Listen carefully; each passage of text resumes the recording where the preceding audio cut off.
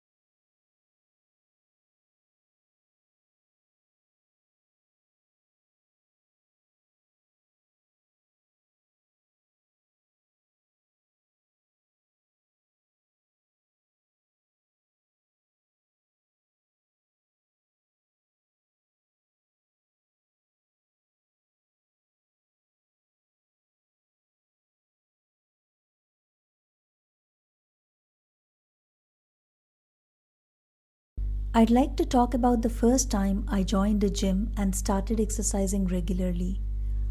I decided to try it because I wanted to improve my health and reduce stress after long working hours. At first, I was honestly quite nervous, especially because I was not familiar with the equipment and felt a bit uncomfortable exercising around other people. The experience went much better than I expected. I started with basic exercises, followed simple instructions, and focused on being consistent rather than pushing myself too hard. As the days went on, I became more confident and I actually started enjoying my workouts. From this experience, I learned that starting slowly and staying consistent is very important when trying something new. It also taught me that stepping out of my comfort zone can lead to positive habits and long term benefits.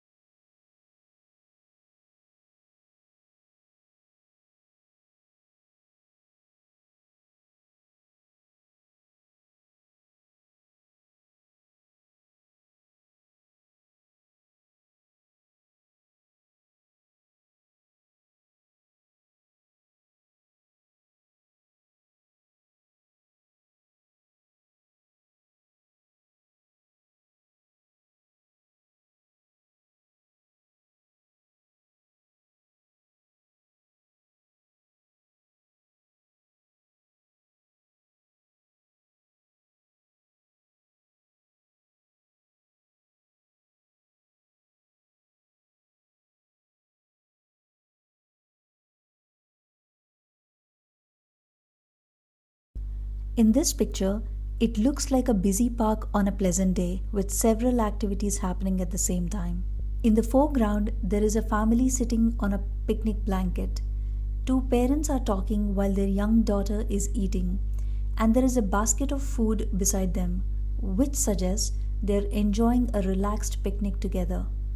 To the left of them, two boys are playing soccer on the grass.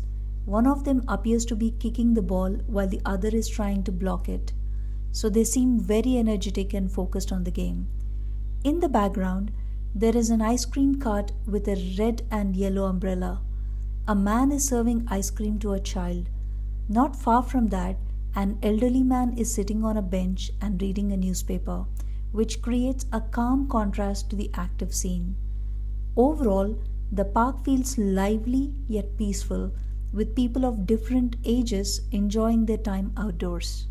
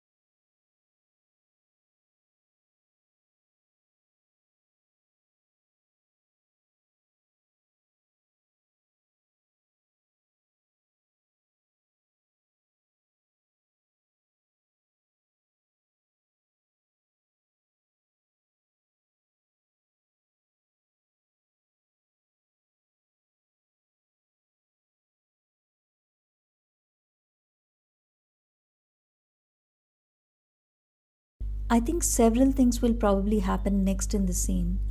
First of all, the two boys playing soccer are likely to continue their game. Since they look energetic and focused, it is possible they'll start running faster or even invite more children to join them.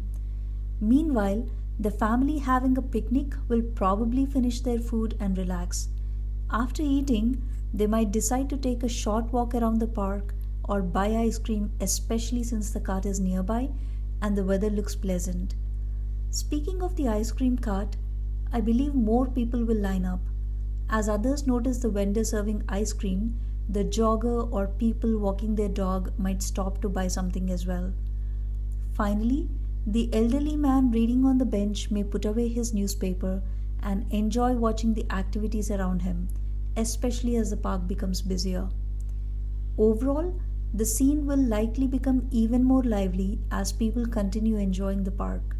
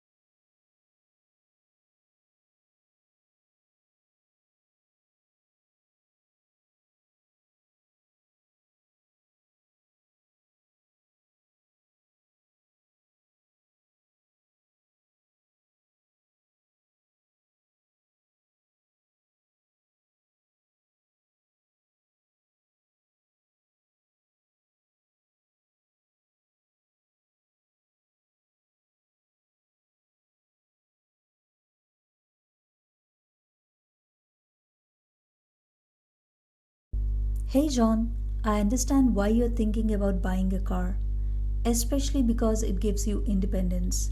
However, I really believe that using public transportation would be a better option for your daily commute. To begin with, public transportation is much more cost effective. Buying a car involves a high upfront cost along with ongoing expenses like insurance, fuel, maintenance, and parking fees. In contrast, a monthly transit pass is far cheaper and much easier to manage financially. Another major advantage is convenience. You would not have to worry about traffic congestion or finding parking during peak hours. Public transportation is usually reliable at busy times, which means you can plan your commute more accurately. Additionally, using buses or trains is better for the environment since it reduces pollution and traffic on the roads. Over time, this also helps improve overall air quality in the city. So, while owning a car may seem attractive at first, public transportation offers a more practical, affordable, and stress free way to get to work.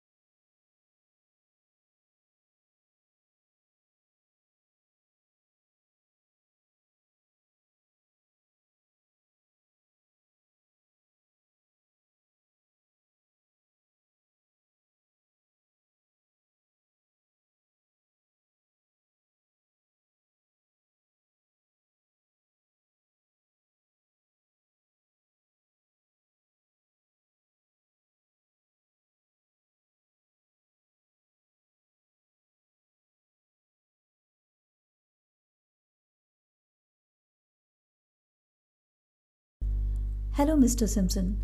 I wanted to talk to you about the water leak in my apartment because I'm quite concerned about the delay in repairs. I understand that repairs can sometimes take time, but this issue really needs urgent attention. The leak is getting worse and it is already causing water to collect on the floor. If this continues, it could damage the walls and flooring and possibly even affect the apartment below mine. In addition to property damage, there are also health and safety concerns. The constant moisture could lead to mold growth, which can be harmful, especially for people with allergies or breathing problems. I'm also worried about the risk of slipping or electrical damage if the water spreads further. I'd really appreciate it if you could prioritize this repair or arrange a temporary solution until permanent repairs are completed. Please let me know if you would like to discuss this further.